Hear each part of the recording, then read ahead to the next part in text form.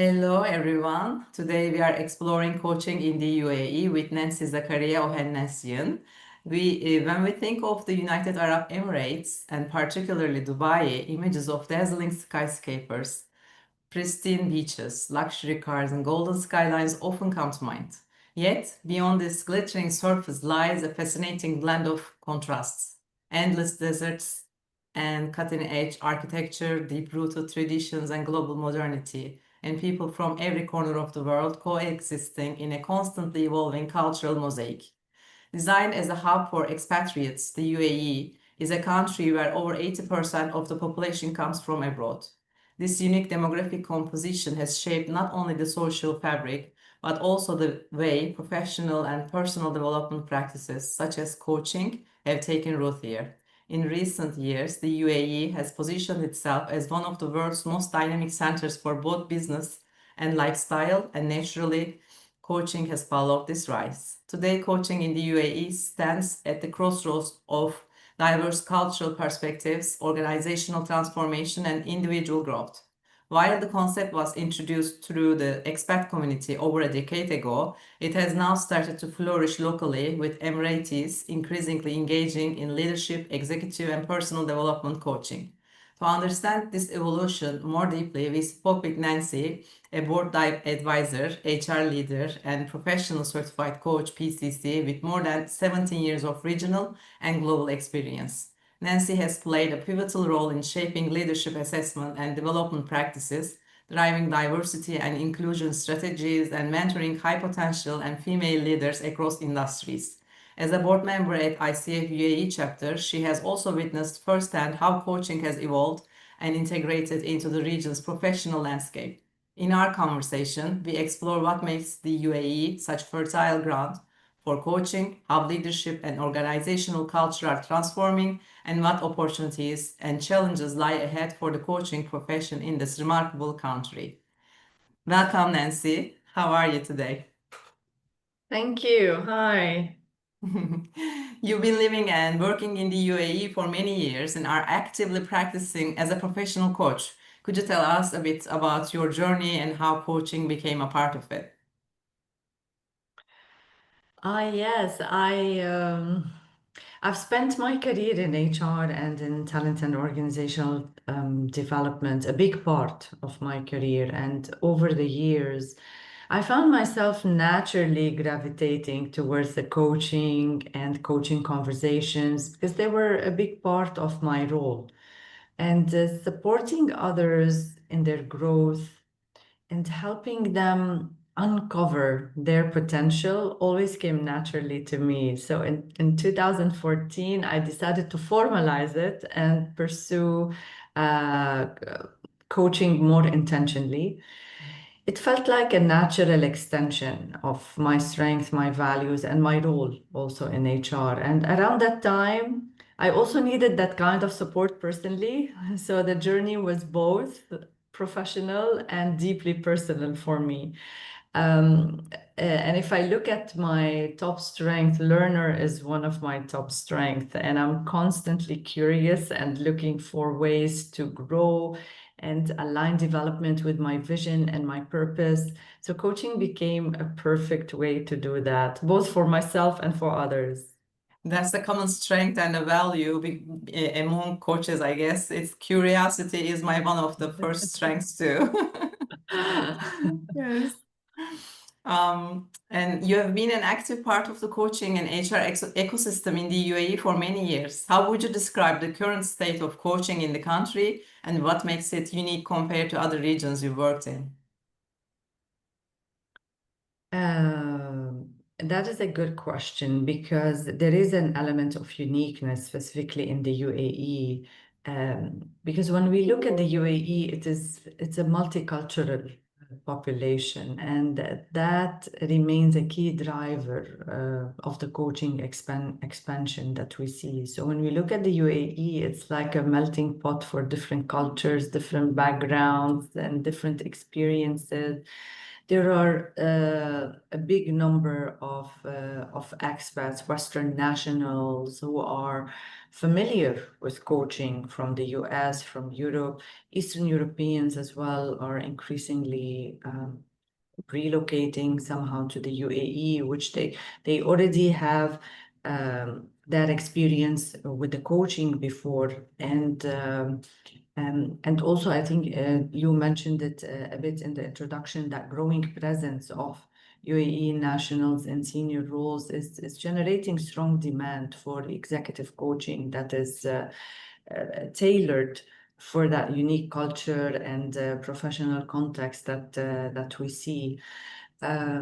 What we see as well is there is a rise in the need for bilingual coaches and a bit more of also Arabic language coaching programs that are growing at a fast pace recently, and I see how they are going to grow more also in the future.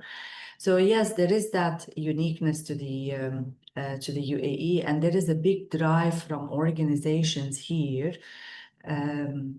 towards. So there is more knowledge about the coaching, and there is more organizations are realizing the importance of coaching and looking at it not only as a standalone individual development experience that is available, but also they're looking more on how they can create those coaching cultures in organizations and having it accessible to everyone. Out of my own curiosity, do you also coach bilingually, Arabic and English? Yes. Yes, I Wow. do. That's a very great value to add into the field, I guess. Yeah. Yeah. So your background beautifully bridges strategic HR leadership and coaching. How do you see coaching transforming traditional HR functions like leadership development, talent management, and performance evaluation within UAE organizations?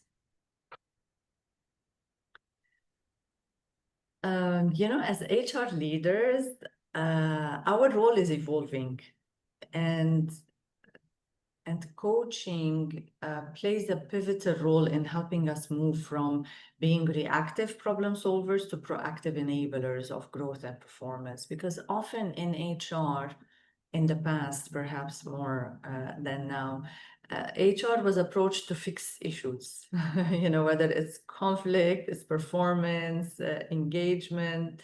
So coaching helps us reframe that mindset. Instead of taking ownership of the problem, we empower others to find their own solutions. We empower managers to build that accountability and capability across the organization. Coaching also helps in creating that trust and allows HR to have more authentic conversations, more forward-focused conversations as business partners rather than as process owners, if you wish. And with this dynamic environment, with all the changes that are happening, leaders, we find maybe sometimes leaders feel that they are pressured and they rush to decisions. So coaching slows that moment and helps HR be there for the leaders to support them in reflecting, in gaining more clarity, and making more strategic choices, especially when the stakes are high. So I believe there is a natural integration in the processes also that HR look at, and it enables the HR to position themselves as thought partners, someone who's adding value to the business. And this is where the real transformation happens through coaching, when HR leaders become trusted advisors, contributing insight, not just enforcing compliance. So they move from being the gatekeepers to being valued as the thought partners. So coaching, I look at it, it's not just a skill set. It is a mindset shift that will I like that redefine perspective. how we look at it. Yeah, from gatekeepers to bridgers, like the thought Yeah. partners. It's very beautifully said. Thank you so much.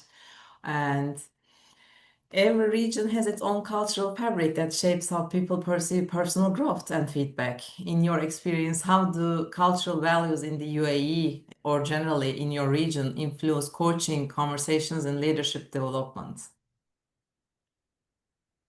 You know, as we said, now what makes UAE unique is that incredible diversity with hundreds of nationalities working together, working with each other. And all of this is rooted in really strong values that the country brings to everyone, and everyone who comes here feels that strong connection to those values and to the roots, which is built on respect, on relationships, on community. So in coaching conversations, that means building trust and psychological safety before diving into deep reflection or feedback. And anyways, this is the essence of coaching. So in coaching, if we are following coaching ethics and the ICF core competencies, we know that this is the first thing. We have to design that alliance. We have to listen, to be curious, to understand, to value without judgment the values, the background of the person. So simply with following the core competencies, it is the coach will be able to align with any person and influence those conversations regardless of that culture, but always be mindful of building those connections and relationships to enhance the effectiveness of the coaching discussions. Yeah, as I said in the beginning, 80% of the country population is expatriates, and this makes it like a little example of the world in one place. So yeah, that is And you know, beautiful. each person brings a uniqueness, a blend of different values, experiences, knowledges that needs to be understood and honored and not judged by the coaches. So this will allow the coach, when they have that openness and understanding, to be able to work with it and honor those values. That's great. Like it's for every coach's dream to work with different cultures. That is the place to work with different cultures in this country. I see. Yeah. Yeah, you designed and led leadership programs specifically for senior high potential and female talents. What are the key challenges and opportunities for women leaders in the UAE today, and how can coaching further support their growth? The opportunities are significant. There is a strong government commitment to women's empowerment, to increasing representation and leadership roles. There's also commitment from organizations in the private sector, and there is a growing drive, if you wish, that values that inclusion and that involving women in the community and in senior roles and in others. And many organizations here are intentionally investing in female leadership development, which is very inspiring to see, but without neglecting the male as well. So having that inclusive development, but bringing that added value to ensure that the women feel comfortable. Because there are sometimes certain challenges that remain. So, like some cultural expectations, managing multiple roles. Sometimes women have limited access maybe to mentors. And a big element is about the confidence and the self-advocacy of the woman, which could be like a big area for support and the growth opportunities there. even when they're highly capable and qualified, you might feel that there is sometimes this feeling. And this is where the coaching plays a powerful role. It creates that safe, reflective space for women to explore their personal brand, their leadership brand, and to strengthen their voice and to define success in their own terms. What does it mean to them? And coaching helps them to move from that self-doubt to self-belief without striving for perfection. It is just finding who they are. And also through coaching, and the way I've used it as well, is supporting organizations by helping leaders be inclusive and creating those inclusive cultures where women can really thrive. So it's not only focusing on developing women, it is also developing a culture that can be inclusive of that woman growth in that environment. Yes, yes. Yesterday, with another coach interview, a woman leader told me that for women, shifting from doing more to aligned within more is the sentence that strike me. So you said the same thing. It is the limiting beliefs that mostly women have in their lifetime during, growing up and all these years in the career. So it is very needed to support them in the system with that. And Yeah. it's interesting you mentioned limiting belief because I had a discussion today, and we were talking about how changing the narrative helps us change the outcome, because it all starts with the belief. So the belief kind of creates that behavior. So our behavior is stems from a belief, and then the action that we take is based on that, and the outcome that we get is based on that. So if we want to change the behavior, the action, and the outcome, we have to go back to the main root cause, which is the belief, and this is where things will start changing. Exactly. That brings me to my next question. You help leaders deepen their self-awareness and make deliberate choices about their impact, either female or male, doesn't matter. Could you share an example or insight from your practice that illustrates how awareness has led to tangible transformation in a client or organization? That's a great question, because transformation can differ from one person to another, and that awareness can create different outcomes that are meaningful to that person in that setup. But if I take a specific example, I've recently worked with a leader who's very task focused and continuously driving for results and pushing the team to achieve. But then through coaching, he realized the impact of that intensity and how the overuse of some of his strengths was creating a negative impact on others. So once that awareness was made clear for him, he started making some conscious decisions and changes. Like, he started listening more to understand first. He started being intentional about maybe stopping himself before jumping into conclusions, being intentional about acknowledging others' contributions. And that shift wasn't about learning new skills or techniques or something. It was just about becoming aware of his impact and choosing a different way to show up. And the difference on the team actually was shown through the 360 results that were conducted, because there was a 360 that was done at the beginning of the coaching engagement and at the end. And the outcome Completely was, different. yeah, there was a positive difference in that, let's say, Yes. where coaching brings that realization and awareness. And watching these transformations as a coach is a beautiful thing, isn't it? Definitely, yeah. As a certified strengths and positive intelligence coach, how do you integrate these frameworks into your coaching work, and what kind of mindset shifts have you observed among leaders in the UAE through this approach?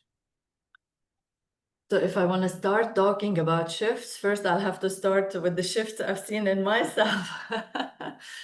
But let's focus on the leaders because I've seen that work has helped me a lot. And in my work, I leverage my knowledge and experience in various tools, including Clifton Strength and Positive Intelligence and many others. And these two are somehow interrelated and complement each other in certain ways. So Clifton Strength, what I've seen is it helps leaders build that awareness of their natural talents, which energizes them.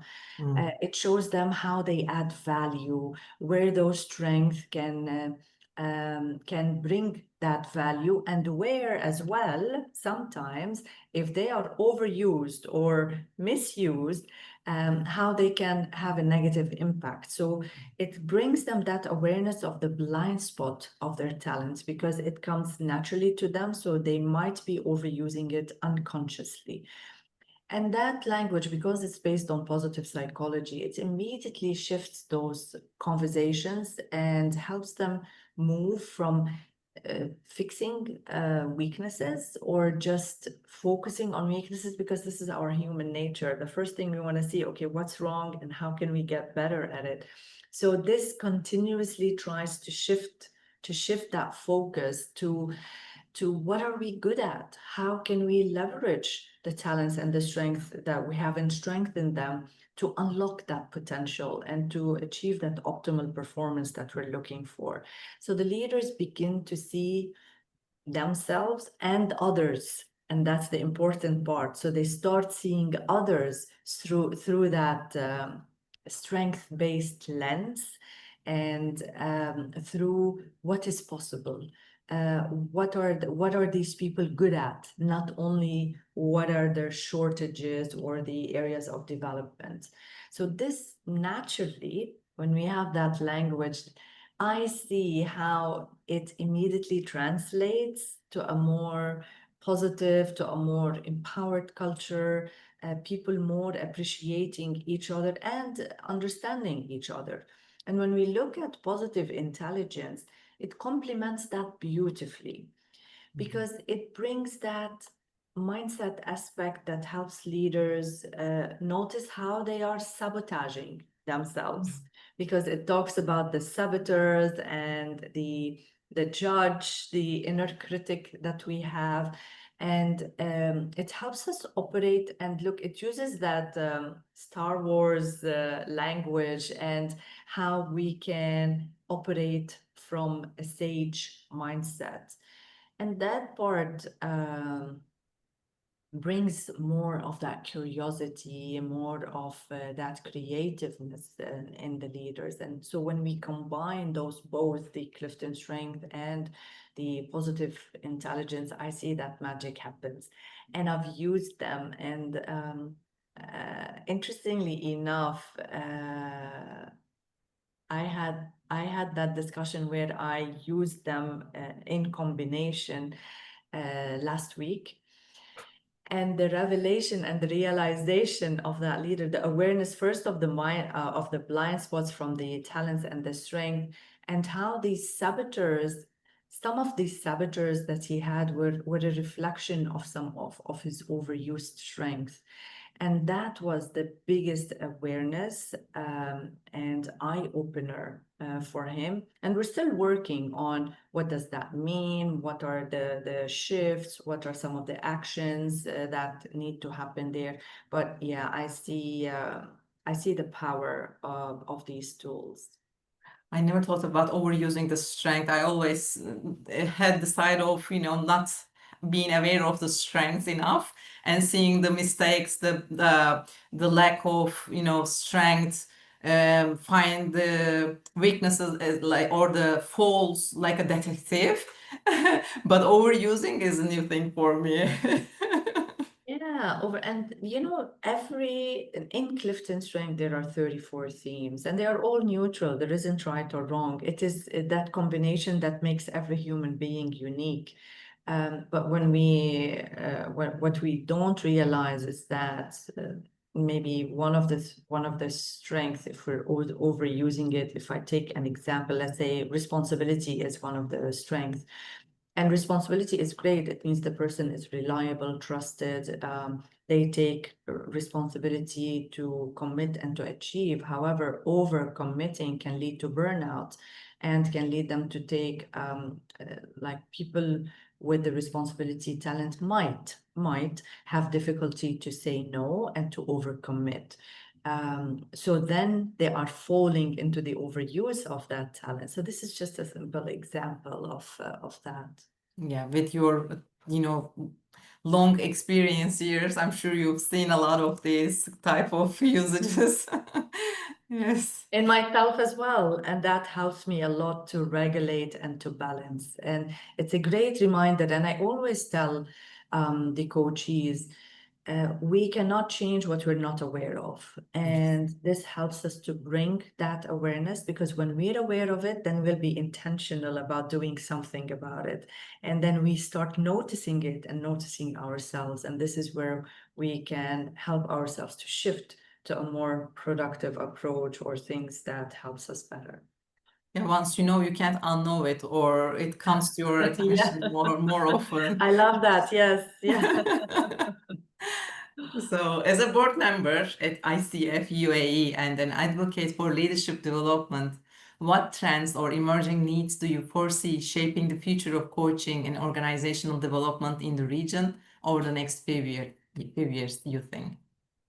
And I think everybody will start by telling you the AI, but also because this is true. So the digital and Trend. AI-enabled coaching is accelerating. But an important element here to note that the technology or the AI is here to support. It is how we can use it to help us. It is not to replace us. Mhm. And I don't see it replacing that human connection. But it gives that scalability, if you wish, and it allows employees to benefit from coaching to a certain extent. But we have to be very careful with with some of these outcomes. But I see how coaching can help the coach perhaps in structuring. Some of the, if we're talking, let's say, Clifton Strength, structuring the focus on the strength or something like that through the use of AI, but it's not about replacing. The other thing, and I've mentioned it briefly earlier in our discussion, is I'm seeing that shift, which is a great positive one, in organizations having that interest in embedding coaching cultures in the organization, rather than treating coaching as just, okay, it's an exclusive thing that is only available for the executives. It is rather a way of operating now. It is a culture that we want to drive, because there is a big focus on creating culture of inclusion and psychologically safe cultures. And coaching is the essence in it. Coaching helps in driving those conversations and building that trust and creating psychological safety at all levels. And I see how it is in UAE specifically, also with the drive for Emiratization and having more women and UAE nationals also holding senior roles in the private sector. So I see how coaching is embedded more and more in leadership development programs and in the growth journey of individuals. So from the organizations that I see, I have conversations with, I see how in their structured long-term development programs, coaching is always an element there, which is really great. I've also experienced the impact of of coaching. Because in that leadership development program that I designed, there were different elements, and coaching was one of them. And the greatest feedback I received was, and the greatest benefit, if you wish, that the females at the time took out was from those coaching discussions, because they are tailored to the individual, because it's about them reflecting, it's about empowering them, it's about helping them think differently and think outside of the norm and go deep within themselves.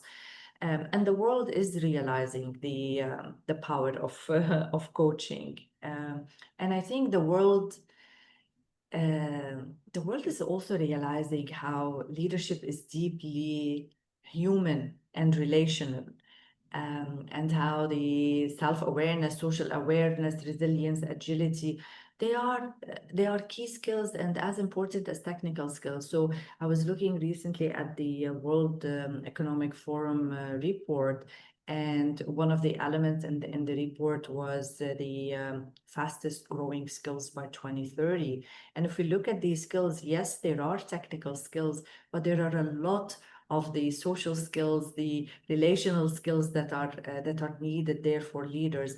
And this is where coaching comes in. This is where coaching becomes at the center of how people lead, how they learn, and how they grow.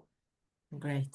Yeah, it's really great to hear all these insights from you. And you contributed to professionals and personal growth of so many leaders. What has coaching taught you about yourself, both as a leader and as a human being? Oh, that needs a full day discussion. Because coaching, wow, has been as much a journey of self-discovery for me as it has been about supporting others.